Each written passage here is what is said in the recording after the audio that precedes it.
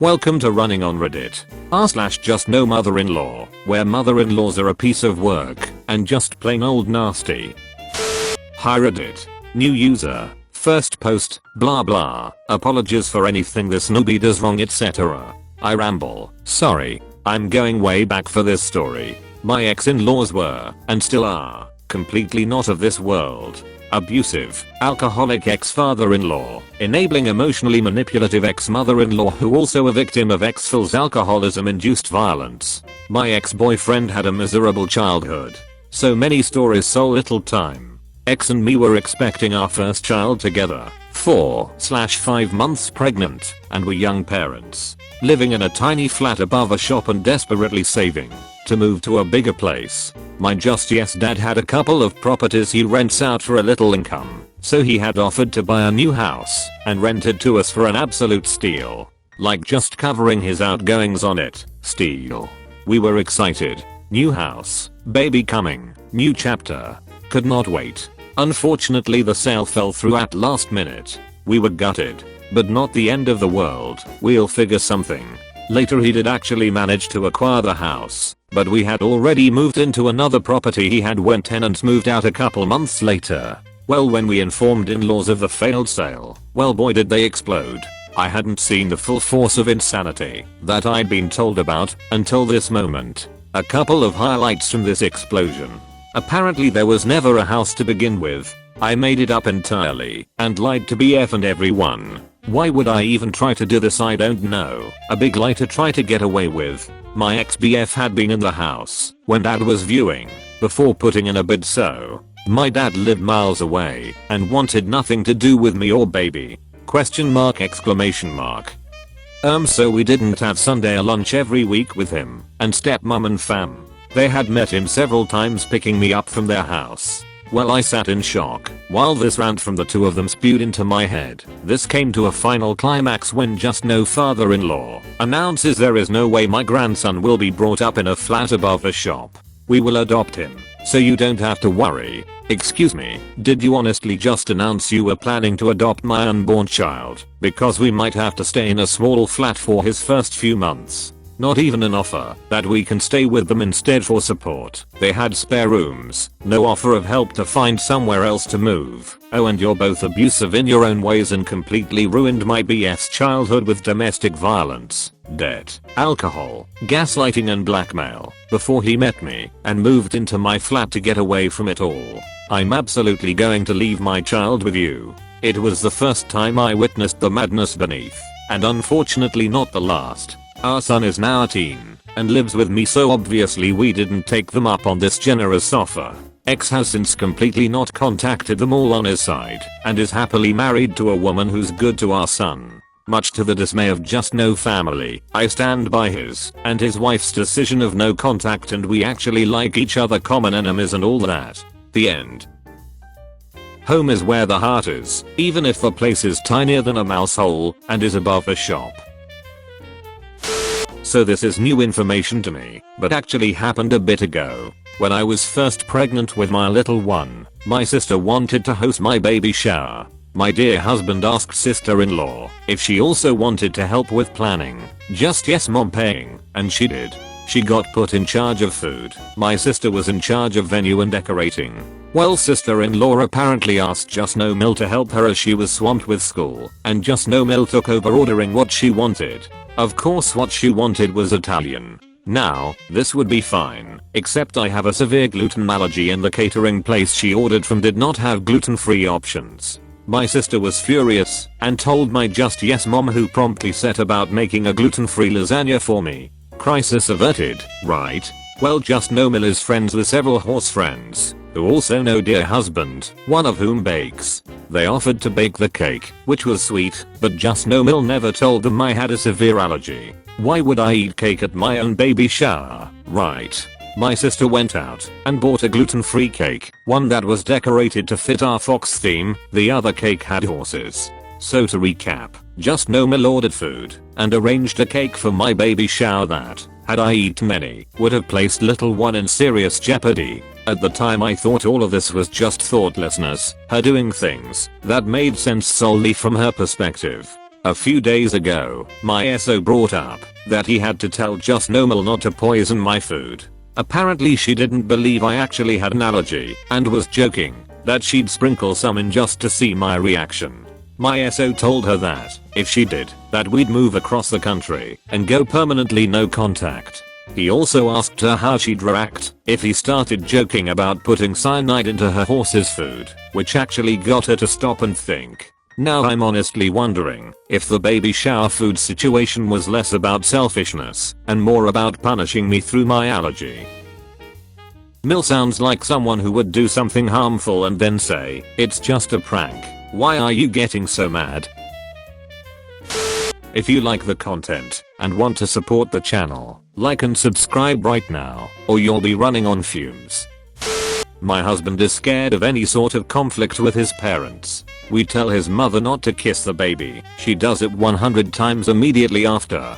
I tell husband he has to talk to her now, or she's never holding the baby again. He freaks out and says I'm overreacting, and it's not a big deal. There are many other little things that happen that cause issues like this between us. But this is not just no significant other. I just recently learned the main punishment that my husband and his siblings received as children. When they got in trouble they would have to go stand in time out at the wall. The disturbing part? They had to stand at the wall completely naked. No matter who was at the house, friends, family, didn't matter. They had to stand bare naked in their living room. To me, this is straight up abusive. It also explains so many things about my husband and why he is probably so afraid to stand up to his parents. Both mother-in-law and father-in-law thought this punishment was hilarious and made it a big joke when this was brought up recently. I was disgusted. All this did was make me 1000 times more protective of my little one from them and solidified the idea that I do not ever want them babysitting him alone for any amount of time. My husband thinks I'm being crazy, but of course his parents made him think this type of stuff is normal. Edit. Since on this and other posts people don't seem to get the kissing issue. The problem is that we specifically told her not to do something. She immediately turns around and does the thing and does it way over the top to prove that she can do whatever she wants. We are not singling out Granny either. We told both sides of the family to please not do it for sanitary reasons and because our baby got extremely sick at 8 weeks old and we don't want to risk anything like that again. For some reason Mil is the only person who has an issue following this request because she can't control herself. She's the grandma. That's when you walk up to Mil and start making out with them. You are surprised. They are surprised. Husband's surprised. Baby is surprised. Long time lurker. First time poster. I want to preface this by saying it's all happened within the last 24 hours. It's dealt with, and I just need to get this off my chest, rant a bit, and then move forward. I don't talk to my birth family because of a long and complicated 18 years, but without going into a lot of detail, up until I was 8 I never celebrated my birthday. When I was 7 this new girl transferred into my school. We shared a birthday, and every time she had a birthday her mother would send her to school with a cupcake. When we turned 8 she found out it was also my birthday and split it in half for us to share. Every year after that she would bring 2. She would give me 1 at lunch, and that was my celebration from ages 8 to 16.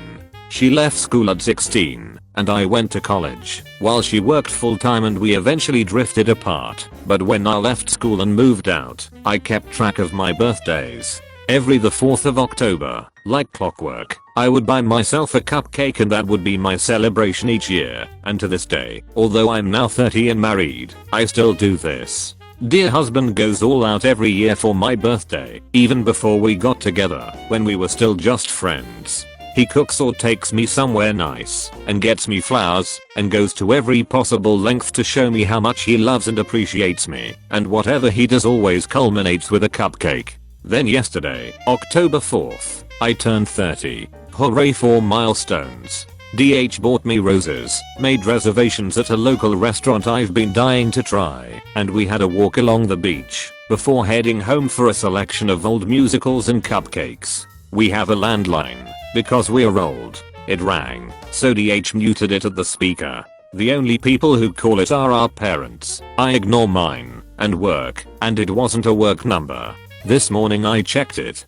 The voicemail had gone from empty to full overnight. All from Justnomil, all made within a few hours of each other, all getting angrier and angrier. Before you read these, you should know that the H is 32 and moved out at 19, but still goes to Friday night dinners with his family to see Just Yes Phil and his Just Yes siblings. Hey, sweetie, it's Friday night dinner, where are you? I know you said you made plans, but that shouldn't stop you from seeing your mother. Where are you? Call me. You know what my nerves are like. Check in so I know you're alright. A cupcake is not a plan. You're ignoring your own mother, so you can eat cupcakes? I don't care what that dumpy head wants. When your mother calls you, you answer. I didn't get to hear the rest of the messages, because while they were playing the H moved past me, unplugged the phone from the wall, and put everything away in a nearby box. He then read aloud, while he wrote out a text. Dear Justnomil, I don't appreciate you leaving OP and myself abusive voicemails the day after her birthday. I made clear what our plans were, and I'm an adult. There is no reason I should have to check in with you 24/7. I have attended every Friday night dinner since moving out in order to stay in touch with Just Yes Phil and Just Yes siblings, but after hearing what you called OP, I think it might be best for me to stay in touch with them separately. I love you, but I value myself and OP more, and neither of us deserve to be screamed at over voicemail because you expect a married 32-year-old to not have plans on his wife's birthday. I'm going to block your number and want you to consider this an official timeout.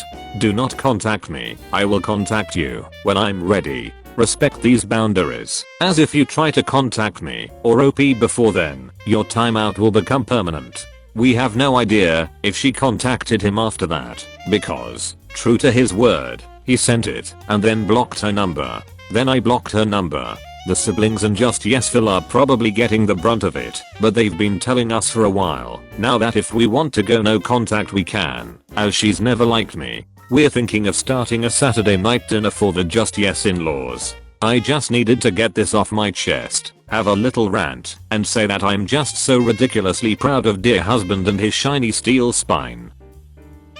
Way to go. Sometimes you just really need to stand up for yourself and not put up with such awful behavior. Let me know in the comments below if you like cupcakes. Thanks for watching. Remember to subscribe and turn on the bell or you'll be running on fumes. See you in the next video.